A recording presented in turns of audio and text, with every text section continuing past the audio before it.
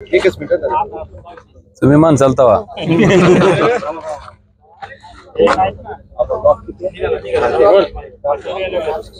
महाविकास आघाडीच्या जिल्ह्यात भरपूर सीट आले जवळपास सगळे झाले. धाराशिव लोकसभा मतदारसंघातील तमाम जनतेचं मी मनापासून हात जोडून ह्या ठिकाणी आभार व्यक्त करतो की धाराशिव लोकसभा मतदारसंघात जे 6 विधानसभा येत होत्या त्याच्यामध्ये धाराशिव विधानसभा, धाराशिव कळंब विधानसभा, उमरगा लोहारा विधानसभा, त्याचबरोबर आत्ताच्या माहितीनुसार बार्शी विधानसभा पण सोपल साहेब त्या ठिकाणी निवडून आलेत. आता फक्त एक जागा भूमपरंडा वाशीची चालू आहे, अजून मतमोजणी आहे. पण ज्या पद्धतीचं मतदान धाराशिव लोकसभा मतदारसंघातील मतदारांनी केलं, मला वाटतं एक प्रकारचा विश्वास त्या ठिकाणी आमच्या महाविकास आघाडीच्या सर्व नेते मंडळीवर टाकलेला आहे. ठीक आहे, आता राज्यात काय झालं हे बघण्यापेक्षा मी कायम सांगत असतो की आम्ही निवडणूक लढवीपर्यंत एका विशिष्ट पक्षाचे उमेदवार असतो, पण एकदा का आम्ही निवडून आलो की ज्यानं मतदान टाकलंय त्याचेही आम्ही खासदार आहेत, आमदार आहेत, आणि ज्यानं नाही टाकले त्याचेही आम्ही खासदार आणि आमदार आहेत. मला वाटतं ह्या भावनेतनं आम्ही अखंडपणे ह्या राजकीय आणि सामाजिक जीवनात काम करत आलोय.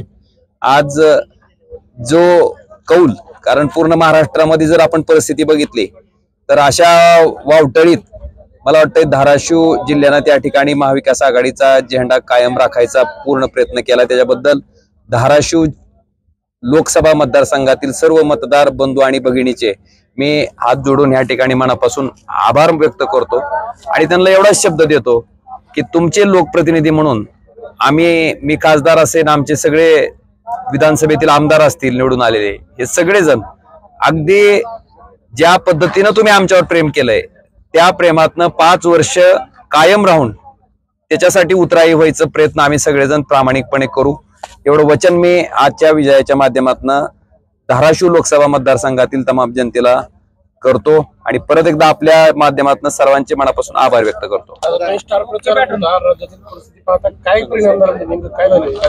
आता कसं आहे, मला वाटतंय ज्या पद्धतीनं भारतीय जनता पार्टीनं लाडक्या बहिणीच्या बाबतीत त्या ठिकाणी सगळ्या गोष्टी पसरवल्या, मला वाटतं त्याचाही परिणाम आहे आणि बऱ्याचशा गोष्टी आहेत. आता मला वाटतं त्याचं विवेचन निश्चितपणे महाविकास आघाडीची नेते मंडळी करतील, त्याची कारण मीमांसा होईल. पण मला वाटतंय शेवटी राजकीय जीवनामध्ये जय पराजय ह्या गोष्टी चालत असतात.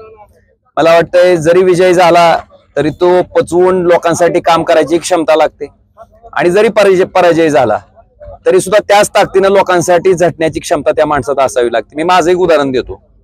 2014ला जेव्हा मी विधानसभेला पराभूत झालतो त्या दिवशी अशीच काउंटिंग संपली, 5 वाजता काउंटिंग संपली आणि 6 वाजता एका माझ्या गफारबाई म्हणून आमच्या जवळचे आहेत, त्यांच्या लग्न होतं घरातलं.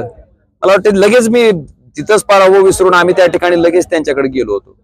त्याच्यामुळं जय पराजय चलत राहते, पण लोकांनी जो विश्वास त्या ठिकाणी आपल्यावर टाकलाय त्या विश्वासाला पात्र राहून प्रामाणिकपणे लोकांसाठीच, लोकांच्या माध्यमातूनच कार्यरत राहू, एवढा शब्द आणि वचन मी आपल्या माध्यमातून धाराशिव लोकसभा मतदारसंघातील तमाम जनतेला देतो. महायुतीचे पदाधिकारी याला सुनामी म्हणतायत आणि तुम्ही आता वावटळ म्हणले, नेमकं त्याला सुनामी म्हणायचं, वावटळ म्हणायचं, आता काय म्हणायचं ती म्हणू दे, त्याने असं पण चलत असतंय. संजय राऊत यांनी ईव्हीएम आता मला वाटतंय महायुतीने जी वचनं दिलेत ती वचनं पूर्ण करावीत. आता जी आश्वासनं दिलेत, मला वाटतं खंबीर विरोधी पक्ष म्हणून त्यांची आश्वासनं, त्यांची वचनं पूर्ण करणं किंवा त्यांच्यावर निर्बंध ठेवणं ही आमची जबाबदारी, आम्ही ती पार पाडू. कॅबिनेट मंत्री तानाजी सावंत हे कधी आघाडीवर कधी पिछाडीवर, अगदी 500-600 मताचा फरक आहे. बघू, आता निकाल लागू दे, निकाल लागल्यावर बोलू आपण त्याच्यावर.